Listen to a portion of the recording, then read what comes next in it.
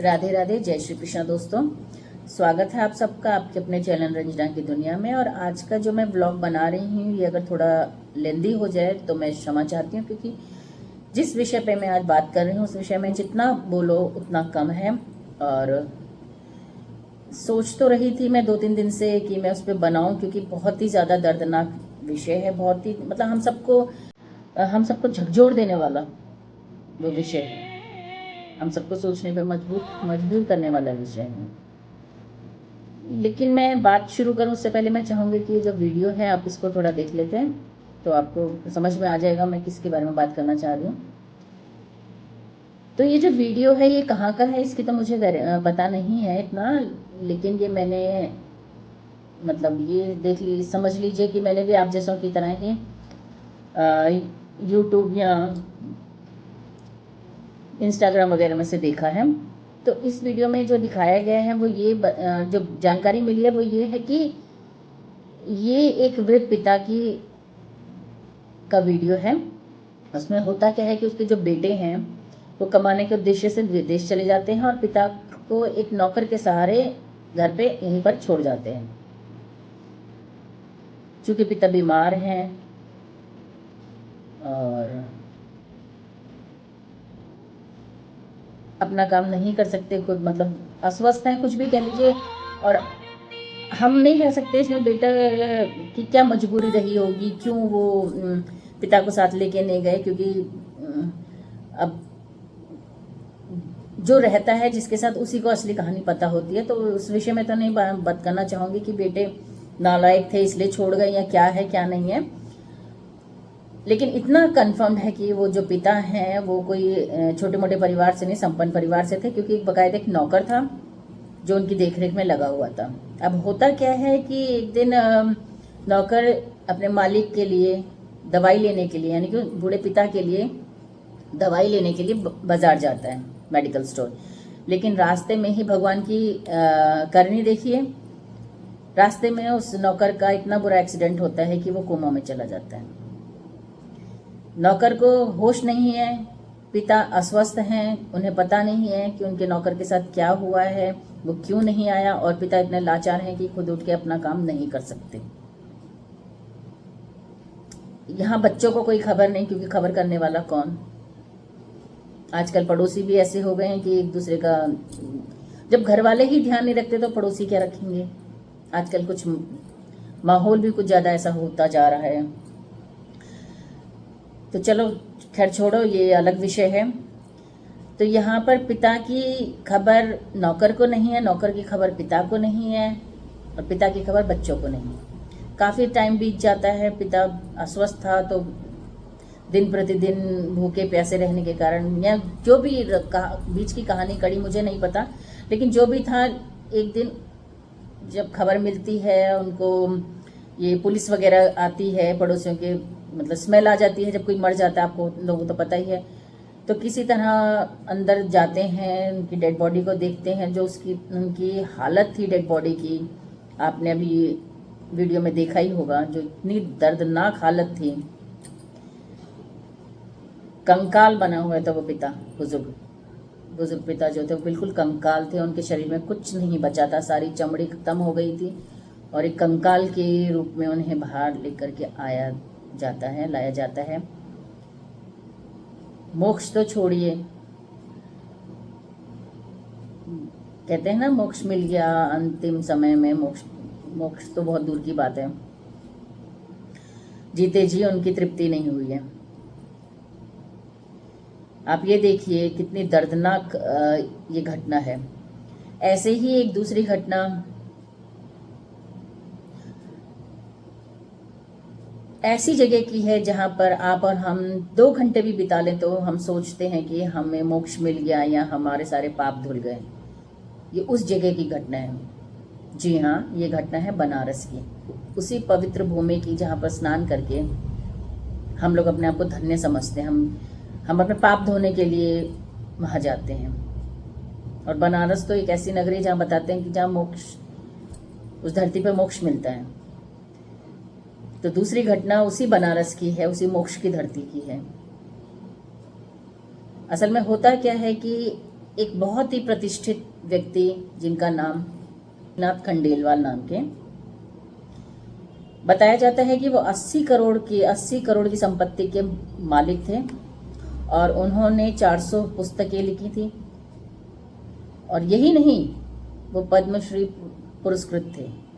आप सोचिए, वो पद, प्रतिष्ठा, पैसा, हर चीज से संपन्न थे, हर तरीके से संपन्न थे। उनकी बेटी बताते हैं कि सुप्रीम कोर्ट की वकील हैं और जो बेटे हैं वो कनाडा में उद्योगपति हैं। लेकिन नियति ने उनके साथ जो खेल खेला है वो बहुत ही भयावह है। इतनी पद, प्रतिष्ठा और पैसे, धन संपत्ति के मालिक वृद्धाश्रम में, बनारस के एक वृद्धाश्रम में अपना जीवन यापन कर रहे थे। और जब उनका अंत समय आता है तो उनको कंधा देने के लिए अपना कोई नहीं होता। बेटी और बेटे से दुखी हैं। और यहाँ तक कि इतनी संपत्ति के मालिक होने के बावजूद भी उनका जो अंतिम संस्कार होता है, आश्रम के लोग चंदा इकट्ठा करके करते हैं। किसका? आपका बेटा वो है कि नहीं? एक है, एक मर गया, एक बचा है। वो क्या करता है?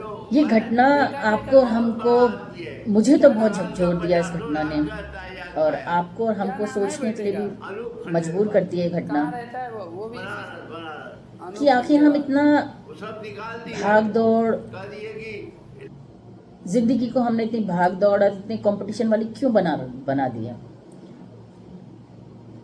आज जहां भी देखो वही पैसा पैसा पैसा। एक छोटा सा बच्चा होता है, वो भी, उससे भी अगर पूछा जाए वो बड़ा होकर क्या बनना चाहता है तो उसके मुंह से एक ही चीज निकलती है, पैसा कमाना चाहता है। आज मतलब पैसा इतनी जरूरी चीज हो गई। अगर पैसा इतनी ही जरूरी चीज थी तो फिर इनकी मौत ऐसे क्यों? इनके पास तो पैसा भी था। अगर आप कहें कि पद, अगर आपका पद है, प्रतिष्ठा है, कहते हैं ना, अगर आपका नाम है तो 4 लोग आपके पास आकर खड़े हो जाएंगे आपसे बात कर, तो उनके पास तो नाम भी था, पद भी था, प्रतिष्ठा भी थी। कोई कहता है कि औलाद होनी बहुत जरूरी है, औलाद होती है तो सहारा होती है, तो उनके पास तो औलाद भी थी। फिर ऐसा क्यों? कभी आपने सोचा है इस बारे में? कोई कहता है भक्ति करो, भक्ति आपके कष्टों का निवारण करती है, भक्ति से आपके कष्ट कम हो जाते हैं, दुख दूर हो जाते हैं। एक उम्र में आके इंसान को सब कुछ छोड़ छाड़ करके भक्ति में लग जाना चाहिए। कोई कहता है स्वस्थ रहो, अगर आप स्वस्थ होगे तो आपको कोई नहीं हरा सकता, आपको किसी की जरूरत नहीं है, स्वास्थ्य है तो सब कुछ है, स्वास्थ्य जीवन है। कोई कहता है पैसा होगा तो 4 लोग आपके पास होंगे, आपके इर्द गिर्द घूमेंगे, क्योंकि जब पैसा नहीं होता तो ईमानदार व्यक्ति, चाहे व्यक्ति कितना भी ईमानदार हो, कोई उसके पास भटकता तक नहीं है। और पैसा हो तो बेईमान से बेईमान के पास भी लोग बाग पहुंच जाते हैं। ये हमने भी सुना भी है, देखा भी है। इन 2 घटनाओं ने आज ये सारी चीजें मानी लग रही हैं आज इन 2 घटनाओं को देख करके, सुन करके। बनारस में रहते थे, भक्ति करते होंगे, ये तो पक्की बात है, चाहे बहुत ज्यादा नहीं तो थोड़ी बहुत करते होंगे, भक्त तो थे। 400 किताबें लिखी थी, पद्म विभूषित थे, तो पद प्रतिष्ठा तो थी। 80 करोड़ की संपत्ति के मालिक थे, तो पैसा भी था। बेटी सुप्रीम कोर्ट की वकील है, बेटा कनाडा में उद्योगपति है, औलाद भी अच्छी है, वेल सेटल्ड है। तो यहां पर कमी किस चीज की? यहां पर ऐसा क्या जिसके कारण, देखो जीना मरना तो हर एक के साथ है, मुझे भी कल मरना है, तो ये नहीं है कि भाई जिसके पास ये चीजें हैं तो वो मरेगा नहीं। जीना मरना अलग चीज है, वो तो कन्फर्म्ड है, वो तो सत्य है, होना है सबके साथ। लेकिन यहाँ पे सवाल ये उठता है कि जिस चीज को हम आज की तारीख में बहुत जरूरी समझते हैं और कहते हैं कि ये चीजें हमारी जिंदगी में बहुत जरूरी हैं, फिर उसके बाद ऐसा क्यों? इतनी दर्दनाक मौत क्यों और ऐसा क्यों? तो जहां तक मुझे मेरा मानना है, अब मैं हो सकता है आप लोगों के लिए गलत भी हूं, और एक चीज और बोलना चाहूंगी कि कई लोग इस पे बोलेंगे, कुछ कहेंगे कि औलाद खराब थी, औलाद निकम्मी थी, कोई कहेंगे माँ बाप में कोई कमी रही होगी, पेरेंट्स ने ऐसी हरकत करते होंगे जो बच्चों को पसंद नहीं होगी, फलाना फलाना फलाना, हर कोई एक दूसरे पे दोषारोपण करेगा। लेकिन यहाँ पर मेरा उद्देश्य किसी को गलत या सही साबित करने का बिल्कुल भी नहीं है, क्योंकि देखो हर एक इंसान अपने आप में सही होता है। मेरी भी किसी से लड़ाई होगी तो मेरा पक्ष मेरे लिए सही होगा, उसका पक्ष उसके लिए सही होगा। तो यहाँ पर वो सवाल तो है ही नहीं कौन गलत कौन सही। यहाँ पर बात यह है कि जब उनके पास दोनों घटनाओं में हमने देखा कि दोनों बुजुर्ग हर तरीके से संपन्न थे, दूसरे वाले के भी पास अगर वो नौकर सेवा कर रहा था, इट मीन्स उनके पास भी वो भी वेल सेटल्ड थे, उनके पास भी धन संपत्ति तो रही होगी, तभी नौकर का खर्चा अफोर्ड कर रहे थे या हो रहा था। तो गरीब मतलब पैसे से लाचार तो वो थे नहीं। तो यहाँ पर मेरा मानना ये है, और मैं चाहूंगी कि आप लोग कमेंट में ज़रूर बताना कि क्या जो मैं सोच रही हूँ बिल्कुल सही है। मेरा मानना ये है, भक्ति ज़रूरी है, हाँ ज़रूरी है, लेकिन उससे सिर्फ और सिर्फ आपको आत्मिक शांति मिलती है। आपकी आत्मिक शांति के लिए भक्ति बहुत ज़रूरी है, मन शांत होता है। स्वस्थ रहना ज़रूरी है, बिल्कुल ज़रूरी है। इससे आप क्या है, अंतिम समय तक आप किसी पर निर्भर नहीं बन सकते, आप अपना काम खुद कर सकते हैं। इसलिए स्वस्थ रहना बहुत ज़रूरी है, क्योंकि स्वास्थ्य ही जीवन है। तीसरा, पैसा, हाँ पैसा ज़रूरी है, क्योंकि बगैर पैसे के कुछ भी नहीं मिलता। अगर वो बुजुर्गों के पास पैसा नहीं होता तो उनका इलाज भी नहीं होता, कुछ नहीं होता। तो पैसा भी बहुत ज़रूरी है, आपको खाने के लिए, कपड़े के लिए, हर चीज़ के लिए पैसा ज़रूरी है। लेकिन पैसा बहुत कुछ है, लेकिन सब कुछ नहीं है।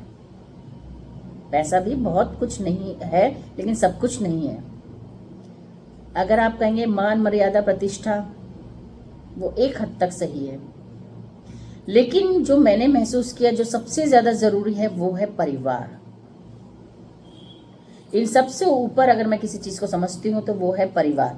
अगर आज वो परिवार एक साथ होता, पैसा कम है चल जाएगा, घर के अंदर आप नमक रोटी खा रहे हैं, बाहर वालों को नहीं पता लग रहा, चल जाएगा।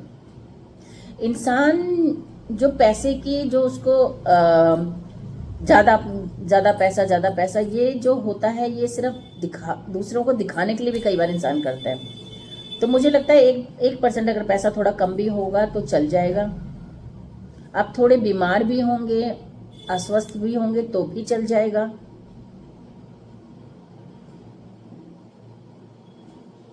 आप भक्ति थोड़ा कम कर लेंगे तो भी चल जाएगा, बशर्ते कि आपका परिवार साथ होना चाहिए। अगर आज इन दोनों वृद्ध पिताओं के साथ उनका परिवार होता, उनका कोई भी पुत्र या कुछ कोई भी उनके साथ होता, मैं ये नहीं कहूँगी कि उनको मौत नहीं आती, मौत आती, मौत निश्चिंत है, हर किसी की फिक्स्ड है, लेकिन इतनी दर्दनाक मौत नहीं होती। तो ये घटना हम सबको सोचने पर मजबूर कर देती है। पता है क्या है, हम लोग अपने बुजुर्गों को कह देते हैं कि बकवास करते हैं, बेकार की बातें करते हैं, ये है वो है, आज के ज़माने में खर्चे देखो, इतना खर्चा कौन उठाएगा ये। लेकिन नहीं, वो बिल्कुल सही थे, वो पागल नहीं थे। जो वो संयुक्त परिवार में रहते थे, जो वो एक साथ रहते थे। संयुक्त परिवार में क्या होता है, सबसे बड़ी बात तो है कि सबकी प्रॉब्लम जो है वो किसी एक की प्रॉब्लम ना रह के सबकी सांझे में प्रॉब्लम हो जाती है। और देखो, जहाँ बर्तन होते हैं, इकट्ठे बर्तन होते हैं, वहाँ बचते तो हैं खटपट। तो ये संयुक्त परिवार में ये चीज़ होती है, वो हम भी मानते हैं, लेकिन जो उसके फायदे हैं वो उसके नुकसान से बहुत कम है। आजकल सब एकल परिवार, न्यूट्रल परिवार, मैं मेरे बच्चे, बस यहीं तक ही सीमित हो गया है। इसीलिए ही ऐसी घटनाएं बढ़ती जा रही हैं।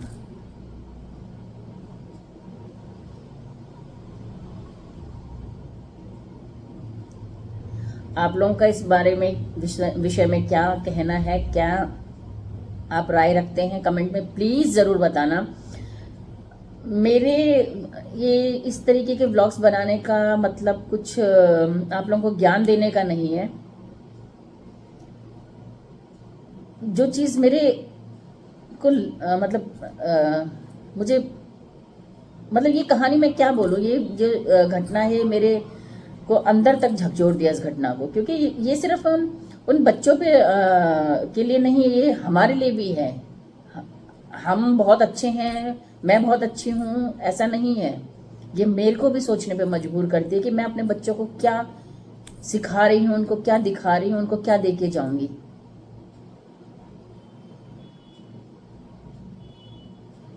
ये मेरे जैसों के लिए भी, मेरे लिए भी ये एक सोचने का विषय है। व्लॉग यहीं पर मैं अंत करती हूँ, लेकिन अंत करने से पहले आप लोगों से हाथ जोड़कर एक रिक्वेस्ट जरूर है कि प्लीज़ जो भी नए हो मेरे चैनल को सब्सक्राइब कर लें, लाइक शेयर और कमेंट ज़रूर करना, और बेल आइकन बटन प्रेस करना तो बिल्कुल भी नहीं भूलना, क्योंकि मैं इसी तरीके के व्लॉग्स बनाना ज़्यादा पसंद करती हूँ, जो मुझे लगता है कि हाँ मेरे में ये कमी है, ये कमी दूर होनी चाहिए। तो मैं चाहती हूँ कि मेरी ये बात औरों तक भी पहुँचे, और जितना हो सके समाज, मतलब ये क्या बोलूँ मैं, बहुत सुंदर दुनिया है ये, हमें मानव जीवन मिला है, बहुत किस्मत वाले हैं जो ये जीवन मिला है, इसको व्यर्थ ना जाने दें। ऐसी छाप बन छोड़ के जाएं इस दुनिया में कि जब जाएं तो लोग बाग याद रखें कि हाँ उन्हें दुख हो कि हाँ ऐसा इंसान था। और इस तरीके की, भगवान ना करे किसी दुश्मन के साथ भी ऐसी परिस्थिति आए जो इन दो पिताओं के साथ आई। परिस्थितियां तो बहुतों के साथ इनसे भी बुरी हुई होंगी, लेकिन वो कहते ना जो सामने आ जाती है वही पता चल पाती है। तो मैं चाहूँगी कि किसी दुश्मन के साथ भी कभी ऐसा ना हो, और हमारे को समझने का मौका है। हम समझना चाहें तो हम समझ सकते हैं, और हमें समझ जाना चाहिए। इसी के साथ ही राधे राधे। आप सब सुखी रहो।